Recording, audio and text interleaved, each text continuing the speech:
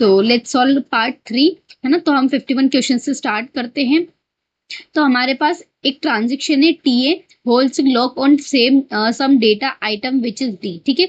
Shared and intention exclusive 6 more than which of the following is true for another transaction TB. क्या बोल रहा है कि एक टीए ट्रांजेक्शन है, एक टीबी ट्रांजेक्शन है। टीए कुछ डेटा मतलब डी डेटा को होल्ड करके बैठा है, और जो टीबी ट्रांजेक्शन है वो भी हमारे डेटा को रीड करना चाहता है। तो intention shared intention exclusive mode में होगा क्या।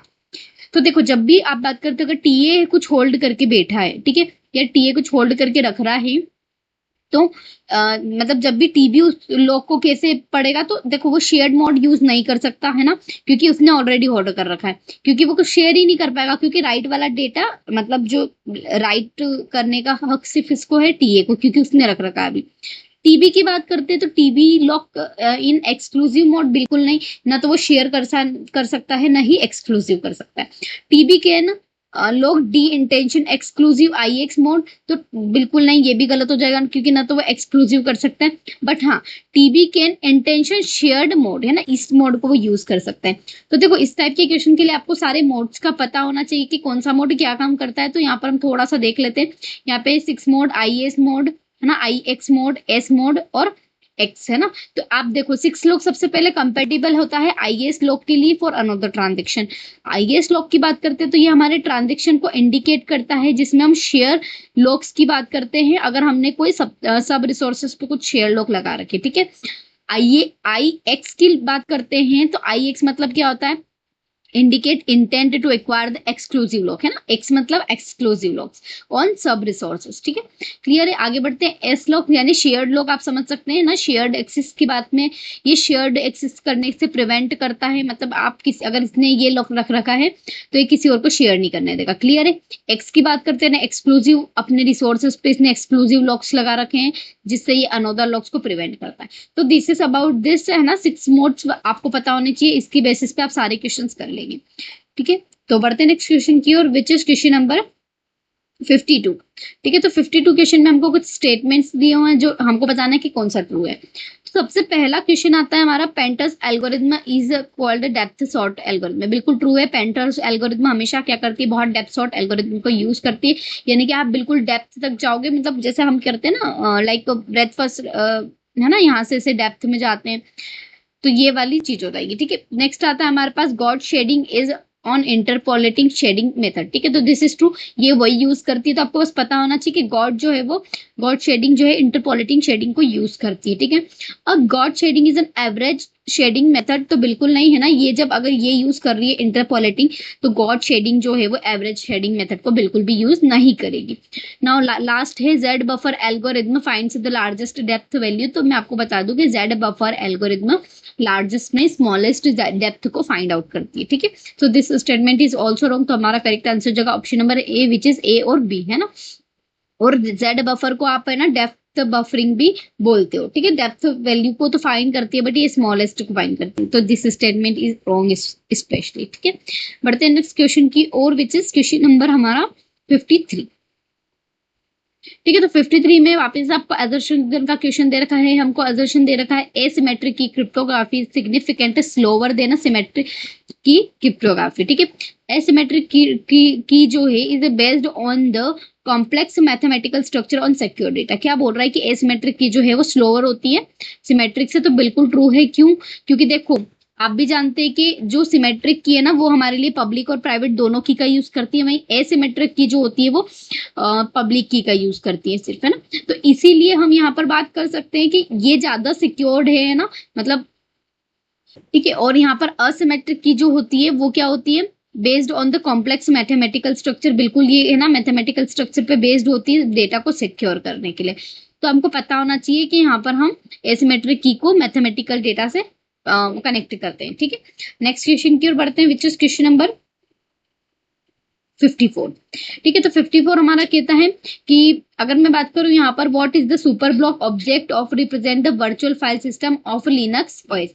तो अगर मैं यहाँ पर बात करूं, एक सुपर ब्लॉक के मतलब वर्चुअल, अगर लिनक्स ओएस की बात करते हैं तो वर्चुअल फाइल सिस्टम में हम सुपर ब्लॉक को यूज करने के लिए क्या यूज करते हैं, तो हम इंटायर फाइल है ना, अगर आपको सुपर ब्लॉक यूज करना है तो आप उस इंटायर फाइल सिस्टम को यूज करोगे, ठीक है। सो नेक्स्ट क्वेश्चन देखते हैं। नेक्स्ट क्वेश्चन हमारा 55। तो आपको यहाँ पर लिस्ट 1 लिस्ट 2 गिवन है, ठीक है, तो हमको इसको देखना है।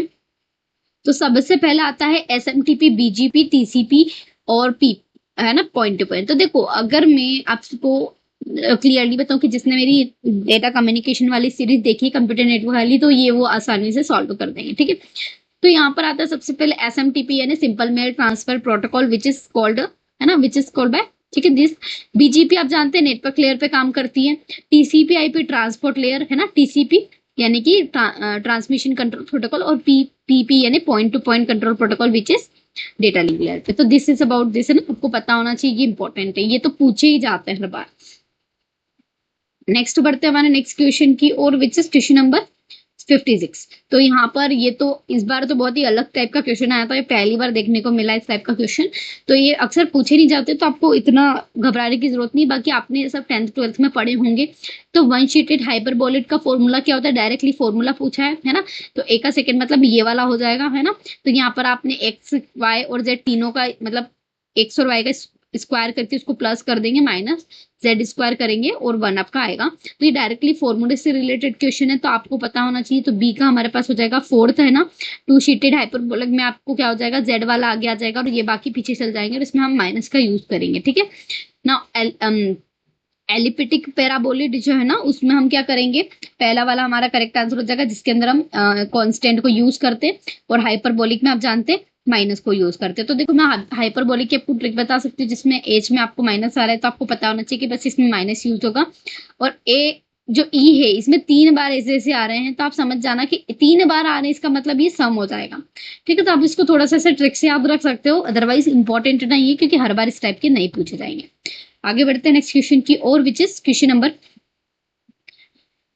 57, है ना। हमको अरेंज करना है मोस्ट एफिशिएंट से लीस्ट एफिशिएंट मेथड पे कॉम्प्लेक्सिटी के बेस पे। तो आपको इनकी कॉम्प्लेक्सिटी सबसे पहले पता होनी चाहिए। तो Kruskal algorithm, breath first search, bellman Ford और डिजिक्स्ट्रा और एडमंड्स का एल्गोरिथम, तो सबसे इंपॉर्टेंट है। और आपको मैं एक जानकारी बता दूं कि सबसे कॉम्प्लेक्स मुझे खुद को पता है कि बहुत याद, मतलब उसको याद करना भी इतना मतलब मुश्किल हो जाता है, एडवांस काप्स एल्गोरिथम, है ना। इसका जो कॉम्प्लेक्सिटी वो डायरेक्ट हमको पता होनी चाहिए। और आपको मैं बता दूं कि क्वेश्चन बहुत बार रिपीटेड है ना, ये इससे तो पूछा जाता है। तो आपको सबसे कॉम्प्लेक्स ये होता है, इसलिए ई लास्ट में, तो मैंने तो इसको डायरेक्टली ऐसे ही टिक किया था। लेकिन हमको इसमें थोड़ा सा हम समझ लेते हैं कि सारे के एल्गोरिथम की कॉम्प्लेक्सिटी क्या है। तो सबसे पहले ब्रेथ फर्स्ट सर्च की बात करती हूँ, तो ओ वी प्लस ई, है ना। और नेक्स्ट है हमारे पास डिजिक्स्ट्रा। तो मैंने इसको याद करने की ट्रिक कैसे रखी थी, जैसे कि इसमें 2 बार आई है ना।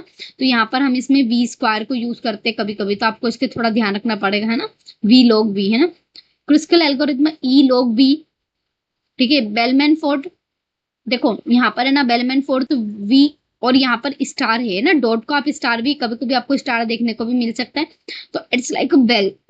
और आपको पता है मंदिर की घंटी ऐसी, मतलब बेल मतलब क्या, एक अगर आप घंटी देखते हैं तो वो कहाँ पर लगी थी, बिल्कुल बीच में है ना। हम अगर तो आप उसको थोड़ा सा से रिलेट करके, मैं तो ऐसे याद करती हूँ, तो आपको भी इसे याद रह जाएगा हमेशा कि बेल मतलब, है ना। और इसके बीच में तो वी और ई के बीच में आपको बेल दिखेगी, ठीक है।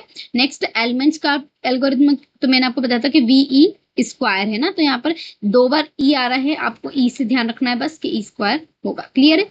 तो ये सिर्फ एक ऐसी कॉम्प्लेक्सिटी है जिसमें ई स्क्वायर आ रहा है, अदरवाइज हमको कोई सी भी एल्गोरिथम में ई स्क्वायर देखने को नहीं मिलेगा, ठीक है।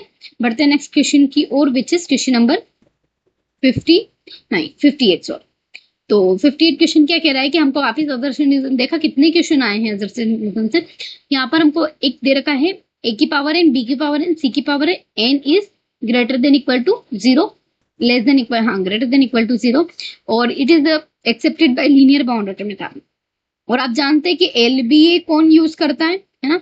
एलबी हम यूज करते हैं कॉन्टेक्स्ट सेंसिटिव में, है ना, कॉन्टेक्स्ट सेंसिटिव लैंग्वेज में, ठीक है।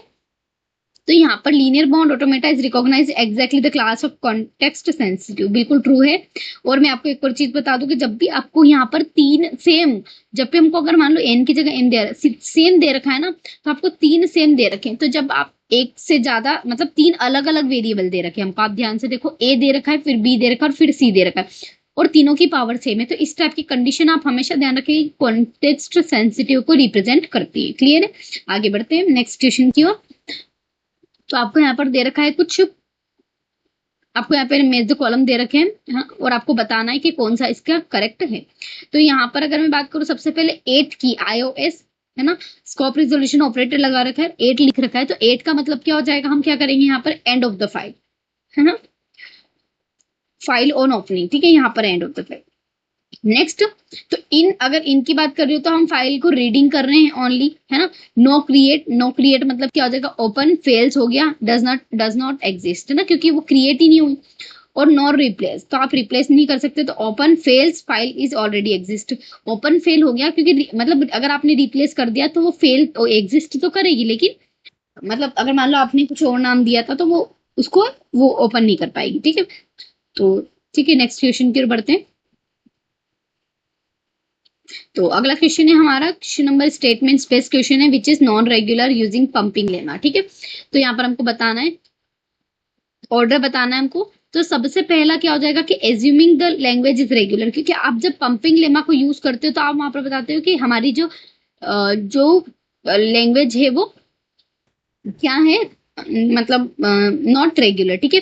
तो हम यहाँ पर क्या करेंगे, सबसे पहले मान लेंगे कि रेगुलर है, सबसे पहले एज्यूम करेंगे, फिर हम आगे बढ़ेंगे, उस स्ट्रिंग को हम पंपिंग लेंथ से ग्रेटर बताएंगे, ना। हम यहाँ पर एक से एक बढ़ाते जाएंगे, बीच वाली लेंथ होती है लाइक ए, है ना, बी और सी है, तो आप सिर्फ इस बीच वाले टर्म को ही इंक्रीज करते जाओगे, लाइक ए है, नेक्स्ट में आ जाएगा बी स्क्वायर, है ना, और सी, तो आप इस टाइप से इसको बढ़ाओगे।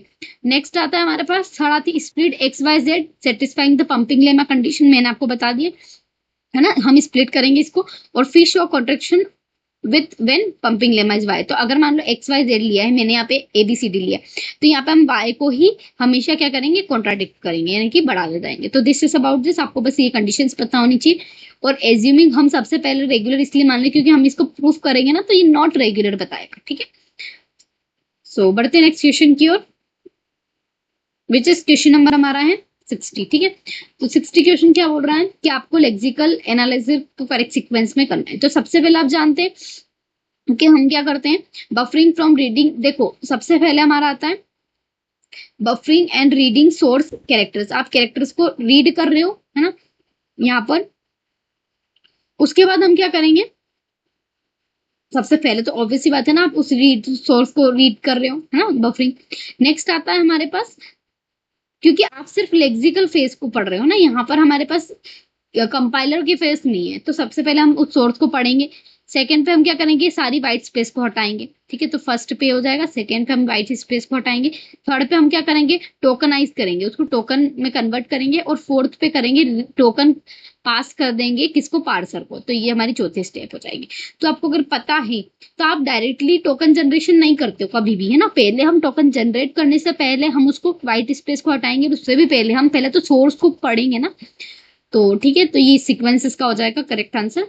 देखो इस बार लेक्सिकल से पूछा था, नेक्स्ट बार आपसे अदर फेसेस के भी डीपली पूछे जा सकते हैं, तो आप उनको जरूर पढ़ के जाएं, ठीक है। नेक्स्ट क्वेश्चन देखते हैं 62 विच इज, तो specialization process does not allowed, तो क्या अलाउ नहीं करती है, तो अलाउ क्या करती है पहले वो देख लेते हैं। डिफाइन द सेट सब ऑफ एंटिटी टाइप, बिल्कुल है ना, हमने स्पेशलाइजेशन के बारे में और जनरलाइजेशन के बारे में पढ़ा है।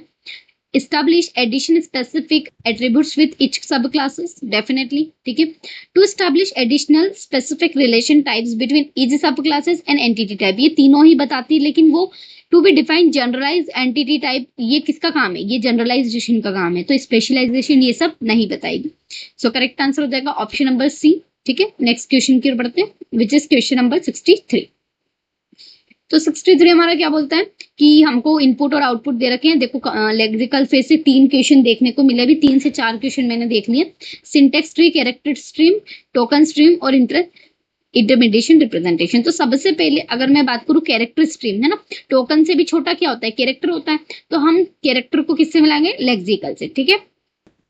देखो टोकन स्ट्रीम कौन लेता है, सिंटेक्स सिंटेक्स ट्री कौन का जनरेट करेगा हमारा, पहले टोकन स्ट्रीम।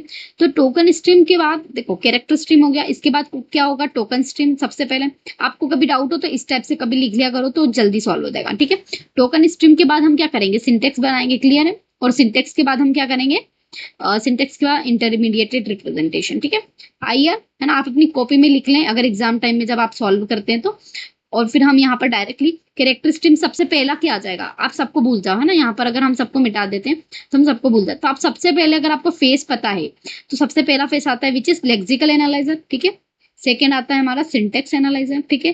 थर्ड आता है सिमेंटिक एनालाइजर, है ना। और फोर्थ आता है हमारे पास कोड जनरेशन, ठीक है। तो आपको बस ये पता, अगर आपको ये पता है ना कि इसका सीक्वेंस क्या है, तो आप सारे क्वेश्चन आसानी से बना लोगे। आपको इसके सीक्वेंस को याद करने की भी इतनी जरूरत नहीं पड़ती, क्योंकि ये तो इजीली हो जाते हैं। तो पहला कैरेक्टर, टोकन, सिंटेक्स और इंटरमीडिएशन, क्लियर है। तो ये हमारा करेक्ट आंसर हो जाए। बढ़ते हैं नेक्स्ट क्वेश्चन की ओर। Question number 64। तो 64 क्या कहता है कि विच of the following is true, है ना। तो हमको बताना है कौन सा ट्रू है। तो सबसे पहले plus plus operator can be overload to decrementation of the variable, ठीक है। तो ट्रू है ना। हम इसमें क्या करते हैं, ओवरलोडेड ऑपरेटर है ये आप जानते हैं, है ना। Next B, the necessary that constructor in a class should be always public. ऐसा जरूरी नहीं है कि कंस्ट्रक्टर वाली क्लास हमेशा पब्लिक होगी, maybe it is a private. तो दिस स्टेटमेंट इज रॉन्ग, ठीक है। तो हम इसको हटा देंगे।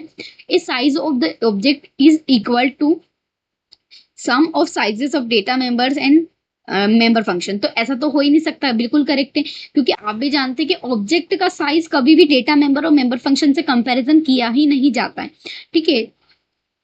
और हम तो जानते हैं कि ऑब्जेक्ट को हम क्रिएट इसलिए करते हैं ताकि वो हमारे मेंबर फंक्शन और डेटा मेंबर को डिफाइन कर सके, ठीक है। तो ये स्टेटमेंट बिल्कुल गलत हो जाएगा। नाउ डी देखते, एक static data member is useful when all objects of class are shared a common item. तो यस, बिल्कुल ट्रू, क्योंकि जब आप स्टैटिक डेटा आइटम को, जब मेंबर को यूज करते हो ना, तो वो एक, क्योंकि फिक्स है ना, तो वो आप डायनेमिकली चेंज तो करोगे नहीं, तो हम कॉमन फाइल के लिए उसको यूज कर सकते हैं, है ना। ठीक है, नेक्स्ट बढ़ते हैं हम अगले की ओर, विच इज, तो यहाँ पर है this pointer is always contain the address of object using the member function being called, ठीक है। तो दिस फंक्शन, दिस पॉइंटर, ये अपने आप में एक पॉइंटर है, ये एक टॉपिक है अपने आप में, है ना। तो आप दिस पॉइंटर ये मत सोचना, द दिस पॉइंटर नहीं, this pointer is always contain, है ना। वो एक एड्रेस कंटेन करता है, जिसमें हम क्या करते हैं, किसका एड्रेस कंटेन करेगा, वो ऑब्जेक्ट का। और वहां पर हम उसको यूज क्यों करते हैं, ताकि हम हमारे मेंबर फंक्शन को कॉल कर सकें, ठीक है। क्योंकि आप भी जानते हैं कि हम ऑब्जेक्ट का यूज कॉल करने के लिए यूज करते हैं, तो ऑब्वियस सी बात है कि दिस पॉइंटर का यूज भी हम उसके लिए करेंगे। लेकिन पॉइंटर जो है वो एड्रेस की क्वालिटी को कैरी करता है, ठीक है। तो हमारे पास ये वाला करेक्ट ऑप्शन हो जाएगा। तो यहाँ पर ए डी ई बिल्कुल करेक्ट हो जाएंगे। बढ़ते हैं नेक्स्ट क्वेश्चन की ओर, ठीक है। नेक्स्ट क्वेश्चन है हमारा, विच इज क्वेश्चन नंबर 65, ठीक है। 65 में the logic design is address the problem of referential opacity in proportional attitude. तो अगर मैं बात करूं यहाँ पर एक लॉजिक डिजाइन की, तो यहाँ पर हम क्या कर सकते हैं कि देखो, logic design to address the problem referential opacity in proportional attribute. तो यहाँ पर हम मॉडल लॉजिक को यूज करेंगे ना, क्योंकि आप देखो इसमें रेफरेंशियल की बात हो रही है, और ये फर्स्ट ऑर्डर प्रेडिकेट लॉजिक, ये एआई से रिलेटेड कॉन्सेप्ट से क्वेश्चन है, ठीक है। तो आप इसको बस नॉर्मली याद रख लीजिए, क्योंकि बहुत सारे ऐसे क्वेश्चन होते हैं जो हमें नहीं पता। बाकी फर्स्ट ऑर्डर प्रेडिकेट लॉजिक, यहाँ पर रेफरेंशियल ऑप्सिटी को हम यूज नहीं करते हैं, ठीक है। तो नेक्स्ट क्वेश्चन देखते हैं, क्वेश्चन नंबर 66, ठीक है। तो यहाँ पर हमको प्रीफिक्स एक्सप्रेशन दिए हुए हैं और आपको इसकी वैल्यूज फाइंड आउट करनी है। तो देखो इतना टाइम नहीं कि हम करें, लेकिन हम इनका सॉल्यूशन जरूर देख लेते हैं, विच इज कि यहाँ पर अगर मैं बात करूं, देखो सबसे पहला एक्सप्रेशन हमको दे रखा है, ये है ना। तो आपने यहाँ पर क्या करा, सबसे पहले हम इसको सॉल्व करेंगे, विच इज 2, है ना। आप फिर आपका 2 आया तो आपने इसकी जगह रिप्लेस करके 2 लिख दिया इतनी जगह। तो 2 और 2 कितना हो जाएगा, 4 हो जाएगा, फिर मतलब 2 और 2 4 हो जाएगा। तो ये 4 हो गया, 4 माइनस, यहाँ पर आगे माइनस था, माइनस लिखा, 3 हो गया और 1 हो गया, ठीक है। तो आप इस टाइप से सारे ही ये सॉल्व कर सकते हो। नेक्स्ट अगर हम देखें तो यहाँ पर हम क्या करेंगे, इसको सॉल्व कर लेंगे तो कितना आ जाएगा 8, है ना। फिर हम इसको सॉल्व कर लेंगे, कितना आ जाएगा 18, ठीक है। उसके आगे फर्दर क्या करेंगे हम लोग, उसके आगे हमारे पास 18 है ना, और 18 और ये आगे माइनस का साइन है, तो 18 और 8 माइनस करेंगे तो 10 आएगा, और 10 की पावर हम कितनी लगाएंगे, 5 लगाएंगे, तो क्या हो जाएगा, है ना, 10,000 मतलब ये आंसर आ जाएगा। ठीक है, नेक्स्ट हम तो इस टाइप से आप जब इनकी वैल्यूज फाइंड आउट कर लोगे फिर आप इनको असेंडिंग ऑर्डर में जमा लोगे तो आपका आंसर करेक्ट आ जाएगा। तो आप इसको सॉल्व कर सकते हैं, मैं आपको दिखा देती हूँ इसके सॉल्यूशंस विच इज, ठीक है। तो ये सी वाले का हो जाएगा और ये डी वाले का हो जाएगा। तो देखो इस टाइप के क्वेश्चंस बिल्कुल लास्ट में करे जाते हैं ना, एट लास्ट इसको इसके लिए यूज करो, आप बीच में बिल्कुल भी मत फंसो। अगर आपको ऐसा लगता है कि आप कर सकते हो तो आप इसको कर लो, लेकिन फिर भी मैं आपको सजेस्ट करूंगी कि ऐसे क्वेश्चन को आप हमेशा लास्ट में ट्राई करें। आप अपनी कॉपी पे क्वेश्चन नंबर लिख लें, नोट डाउन कर लें कि भाई 66 नंबर का क्वेश्चन है जो हमको एट लास्ट में करना है। क्लियर है, बढ़ते हैं नेक्स्ट क्वेश्चन की ओर। तो देखो नेक्स्ट क्वेश्चन है हमारा, the following statements about the DFS are correct. It can detect the cycle in a graph, ठीक है, ट्रू है ना। जो डीएफएस है डेप्थ फर्स्ट सर्च, वो डिटेक्ट करता है साइकिल, क्योंकि हम डेप्थ में जाते हैं तो हमको पता चल जाता है कि कौन सा साइकिल क्रिएट कर रहा है। बी है, it can be used to find the connected component, definitely, क्योंकि हम यहाँ पे डेप्थ में जा रहे हैं, है ना, इससे फिर डेप्थ में जाते हैं, फिर इसके और डेप्थ में जाते हैं, तो ऐसे करके हम डेप्थ में जाते जाते हैं। ठीक है, the work of both directed and undirected graph, this is also true, क्योंकि डेप्थ फर्स्ट सर्च जो है वो डायरेक्टेड ग्राफ के लिए भी यूज किया जाता है और अनडायरेक्टेड ग्राफ के लिए भी हम इसको यूज करते हैं। ठीक है, now guaranteed that the shortest part in unweighted, बिल्कुल नहीं, ऐसा तो नहीं है, क्योंकि ये गारंटी नहीं देता है, क्योंकि हम इसमें डेप्थ में जा रहे हैं। मान लो कि हमारी राह यहाँ पर है और ये इसी में फंस के रह गया, ठीक है, ये यहाँ से यहाँ पर गया और ये यहीं से यहाँ पर पहुंच गया, जबकि हमको डायरेक्टली यहाँ से ये मिल रहा था। तो इसीलिए ये क्या करता है, जब ये डेप्थ में जाता है तो फिर प्रॉब्लम क्रिएट करता है, इसलिए हम ये नहीं कह सकते कि हमें शॉर्टेस्ट पाथ देगा। ठीक है, बढ़ते हैं नेक्स्ट क्वेश्चन की ओर। ठीक है, तो यहाँ पर नेक्स्ट क्वेश्चन है 68 वाला, हमको फिर से एसोसिएशन का क्वेश्चन दिया हुआ है। Supervised learning algorithm are used to task like data summarization and exploratory data analysis. ठीक है, so this statement is true कि ये है ना ऐसा टास्क करता है कि जिसमें हम डेटा को समराइज कर सकते हैं इस टाइप के, और एक्सप्लोरेटरी करता है, मतलब जो हमारे डेटा ऑलरेडी अवेलेबल है ना उसको और ज्यादा एक्सप्लोर करने की कोशिश करेगा। क्लियर है, नाउ सुपरवाइज्ड लर्निंग की बात करते हो तो एक और क्या बोल रहा है कि require label to data set of relation and pattern. तो आप जानते हैं कि अनसुपरवाइज्ड लर्निंग में हमको कोई भी लेबल्ड डेटा की नीड नहीं होती, जस्ट बिकॉज क्योंकि वो काम सुपरवाइज्ड लर्निंग का है, अनसुपरवाइज्ड लर्निंग का नहीं है। तो वो सुपरवाइज्ड लर्निंग अगर होता ना तो supervised learning labelled data use करता है, लेकिन वहीं अगर मैं बात करूं अनसुपरवाइज्ड लर्निंग की तो that is not used the label data. ठीक है, so this statement is wrong, इसलिए हमारा आर करेक्ट, आर मतलब इनकरेक्ट हो जाएगा, यानी आर इज नॉट करेक्ट। और रिलेशन तो बन ही नहीं सकता अगर सेकंड वाला गलत है तो। ठीक है, नेक्स्ट क्वेश्चन देखते हैं। नेक्स्ट क्वेश्चन हमारा 69। ठीक है, यहाँ पर हमको R1 and R2 regular expression given है, हमको बताना है कौन सा करेक्ट है। ठीक है, तो यहाँ पर आप देखो तो हम जानते हैं कि अगर आपने मेंबरशिप वाली टेबल पढ़ी है कभी तो आपको पता होना चाहिए, अगर नहीं पढ़ी तो भी आपको बस इतना याद होना चाहिए कि रेगुलर एक्सप्रेशन में हम किसी भी कंटेनेशन को यूज कर ले, किसी भी मेथड को यूज कर ले, वो हमेशा रेगुलर होगी, यानी कि यूनियन है ना, वो यूनियन में भी हमको देती है। फिर यहाँ पर अगर आप बोलो तो यहाँ पे इक्वल आप कुछ भी कर लो, है ना, यहाँ पे जैसे कि आप मल्टीप्लाई कर रहे हो, ठीक है, आप वहां पे यूनियन कर रहे हो तो आप हमेशा इक्वल देगी, इसीलिए चारों एक दूसरे के इक्वल और करेक्ट है। ठीक है, तो नेक्स्ट क्वेश्चन देखते हैं।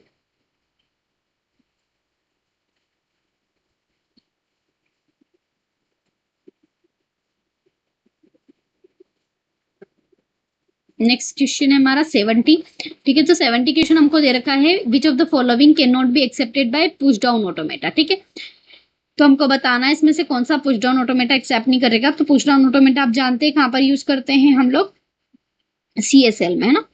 तो मैंने आपको अभी बताया कि जहां पर हमको ABC दिख रहा है ना, और ये कॉन्टेक्स्ट सेंसिटिव का एग्जांपल है ऑलरेडी, मैंने अभी आपको पीछे वाली जो क्वेश्चंस में बताया। तो देखो एक ही क्वेश्चन से 2-3 क्वेश्चन बना दिए ना, तो डेफिनेटली ये तो ट्रू है, हम देख के आए क्योंकि ये CSL से एक्सेप्ट हो रहा है, ये CSL लैंग्वेज का एग्जाम्पल है। ठीक है, अब नेक्स्ट बात करते हैं A की पावर P है और P इज प्राइम, तो ये भी करेक्ट है क्योंकि ना प्राइम नंबर को एक्सेप्ट करती है हमारी CSL।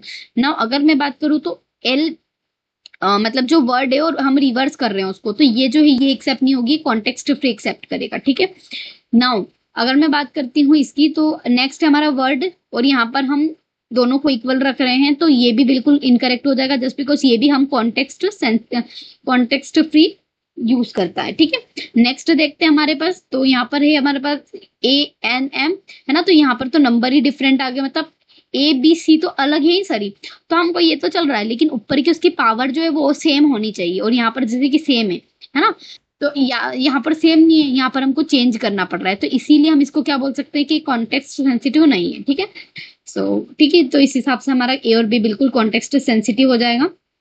बढ़ते हैं नेक्स्ट क्वेश्चन की ओर, विच इज क्वेश्चन नंबर 71। ठीक है, सो 71 क्वेश्चन क्या बोल रहा है, सबसे पहले देखते हैं, हमको यहाँ पे लिस्ट 1 लिस्ट 2 दे रखी है, हमको शेड्यूलर्स दे रखे हैं, उनकी हमको डेफिनेशंस पता होनी चाहिए। ठीक है, तो यहाँ पर हम देख लेते हैं थोड़ा सा।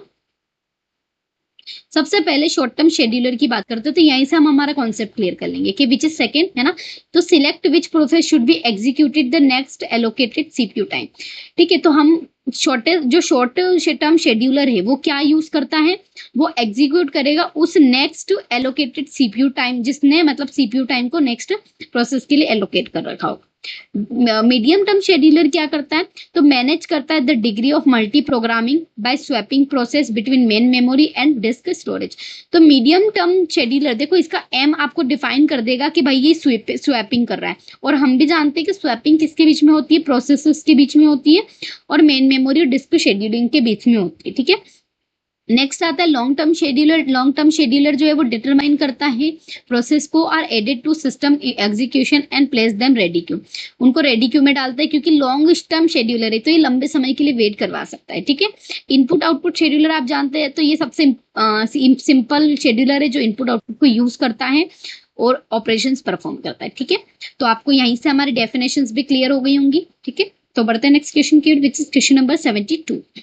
तो यहाँ पर हमारे पास है क्वेश्चन नंबर 72 है, बी प्लस ट्री हमको दे रखा है, B plus tree in the maximum number of keys, maximum number of keys is not 5, what is the minimum number of node of any non node road. ठीक है, non root node. ठीक है, तो ये वाला ऑलरेडी गेट का PYQ है, जो मैंने अभी गेट की पीवाईक्यू सीरीज करवाई उसमें मैंने आपको एक क्वेश्चन सॉल्व करवाया है, और मैं आपको इसमें रियल लाइफ बता रही हूँ कि देखो ये बिल्कुल एज इट इज क्वेश्चन है पूरा। ठीक है, तो यहाँ पर हम इसका आंसर आ जाएगा सेकेंड। यहाँ पर 5 नोट्स हैं, वी कैन से दैट कि 5 नोट्स है ना, तो 5 नोट्स को आप क्या कर सकते हो, डिवाइड बाय 2 करोगे तो आपको मिलेंगे, है ना, तो यहाँ पर आपको जब भी आप इसको सॉल्व करोगे तो आप इसको कुछ 4 समथिंग आपको मिलेगा, और फिर आपको इसको फर्दर 2 से डिवाइड करना पड़ेगा। यहाँ पे इसका एक अपना एक सॉल्यूशन है, और बहुत कॉम्प्लिकेटेड सॉल्यूशन है, तो आप इसको डायरेक्टली बस इससे याद रख लेना कि अगर 5 कुछ नोट्स हैं तो आपको वहां पर नॉन रूट नोट जो होंगे वो 2 मिलेंगे। ठीक है, तो नेक्स्ट पढ़ते हैं नेक्स्ट क्वेश्चन की ओर। नेक्स्ट क्वेश्चन हमारा असर्शन रीजन वाला, तो the control points have only local control over the shape of B splines और Bezier curve don't have a control local. तो क्या बोल रहा है कि यहाँ पर अगर मैं बात करूं, ए बिल्कुल करेक्ट है कि हम जो कंट्रोल पॉइंट जो है लोकल, उसके लिए लोकल कंट्रोल के लिए यूज करते हैं बी स्प्लाइन को। ठीक है, और बेंजर कर्व के पास कोई लोकल कंट्रोल नहीं होता है, ऐसा नहीं होता है, ये गलत है ना, क्योंकि उसके पास अपना कंट्रोल होता है।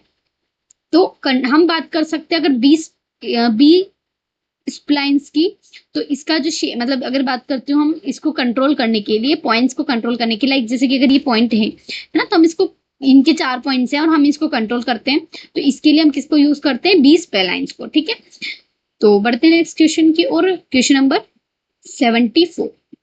क्वेश्चन नंबर 74 में हमको लिस्ट दी हुई है सिस्टम कॉल प्रिवेंशन, है ना, रियल टाइम और रिमोट प्रोसीजर कॉल। तो यहाँ पर सिस्टम कॉल्स क्या करेगा, रिक्वेस्ट करेगा ऑपरेटिंग सिस्टम में, हम जानते हैं इस कॉन्सेप्ट को ऑपरेटिंग सिस्टम में यूज करते हैं। प्रिवेंशन क्या बोलता है कि आपको क्या करना है, आपको क्या करना है, the force D allocation of the CPU from process, हम इससे फोर्सफुली प्रोसेस को छुड़ा लेते हैं। ठीक, रियल टाइम जो एप्लीकेशन है वो किसके लिए यूज होता है, यहाँ पर हम रियल टाइम के लिए, है ना, maximum time determined by the external systems के लिए हम इसको यूज करते हैं। और रिमोट प्रोसीजर कॉल जो है हम एक फंक्शन रिक्वेस्ट करते हैं, है ना, जब हमको एक डिफरेंट सिस्टम को यूज करना है तो। ठीक है, तो यहाँ पर नेक्स्ट क्वेश्चन देख लेते हैं, which is last question of this part. तो यहाँ पर एक ट्रांजेक्शन है, read x including steps, arrange the following step. तो सबसे पहले आप क्या करोगे, फाइंड द एड्रेस फाइंड करोगे उस डिस्क ब्लॉक का, है ना। सेकेंड आप क्या करोगे, कॉपी करोगे उस डिस्क ब्लॉक को बफर में, है ना, मेमोरी में। थर्ड आता है हमारे पास, क्या करेंगे हम, कॉपी करेंगे उस आइटम एक्स को प्रोग्राम वेरिएबल में, है ना, ताकि वो बफर करेक्टली कर पाए, और फिर हम उसको स्टोर एंड अपडेट कर देंगे। तो ये सीक्वेंस हो जाएगा इसका, आपको इसको पता होना चाहिए। सबसे पहले हम फाइंड करेंगे एड्रेस को, फिर हम उसको डिस्क को कॉपी करेंगे, फिर हम क्या करेंगे, फिर हम मतलब ब्लॉक को कॉपी करेंगे, फिर हम कॉपी करेंगे उस प्रोग्राम वेरिएबल को उस बफर लोकेशन में, और उसको स्टोर एंड अपडेट कर देंगे। क्लियर है? So this is all about this part, but अब हम नेक्स्ट क्वेश्चन में, नेक्स्ट वीडियो में नेक्स्ट पार्ट पढ़ेंगे। ठीक है? So thank you.